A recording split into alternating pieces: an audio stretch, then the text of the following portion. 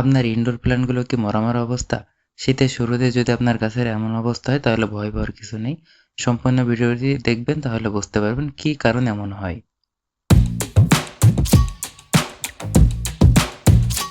আসসালামু আলাইকুম এভরিওয়ান।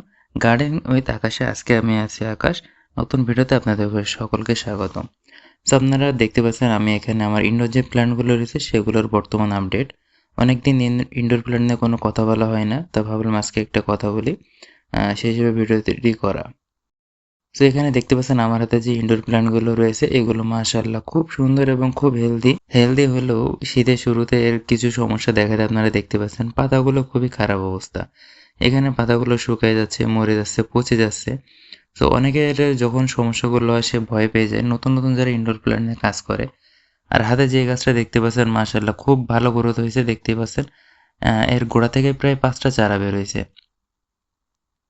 মাশাআল্লাহ খুবই সুন্দর। সো আপনাদের ভয় পাওয়ার কোনো কারণ নেই। যদি গাছ এমন পাতা পচে বা শুকিয়ে যায় সেক্ষেত্রে আপনারা পানির বিষয়টা একটু মাথায় রাখবেন। কারণ শীতের সময় ইনডোর প্ল্যান্টে পানি খুবই সামান্য লাগে। নরমালি ইনডোর প্ল্যান্টে পানি লাগে না বললেও চলে। কিন্তু শীতের সময় আরও কম দরকার হয়। যদি আপনার গরমের সময় ৩ দিন প্রয়োজন হয় এখানে ৫ দিন পরে দিবেন। তো আমার হাতে যে গাছটি দেখতে পাচ্ছেন সেটা মাশাআল্লাহ খুবই সুন্দর। পাতার কালারটা অনেক সুন্দর। আর এখন যে ইনডোর প্ল্যান্টটা আপনাদের দেখাচ্ছি এই যে হাতে যেটা বললাম পাতাটা আপনার টিয়া কালার যেটা আমাদের বাংলা ভাষায় বলা হয়। নামটা আমি যে স্ক্রিনে দিয়ে দিব অনেক জটিল একটা নাম কিন্তু এটা খুবই সুন্দর মাশাআল্লাহ। আর হাতে যে গাছটা দেখতে পাচ্ছেন এটার আমি কাটিং থেকে করেছিলাম। মানে আমার মেইন গাছ ছিল সেখান থেকে করেছিলাম।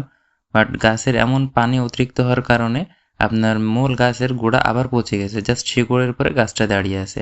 এখানে গাছের গোড়া পচার কারণ কিন্তু একটাই অতিরিক্ত পানি। অতিরিক্ত পানি গাছের গোড়ায় জমে গাছটা মারা গেছে।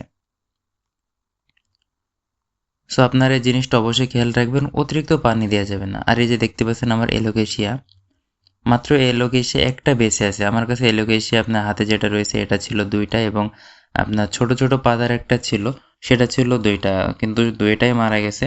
কিছু বলার নেই, আফসোস করারও কিছু নেই কারণ অতিরিক্ত পানি দিলে মারা যাবে। আর এখানে যেটা দেখতে পাচ্ছেন মাশাআল্লাহ খুবই সুন্দর, পাতার গ্রোথ খুবই ভালো হয়েছে।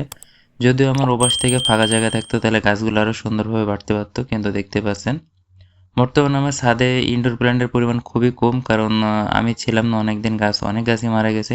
যার কারণে সবগুলো নিয়ে ভিডিওতে কথা বলতে পারছি না, নাহলে খুব সুন্দর হতো।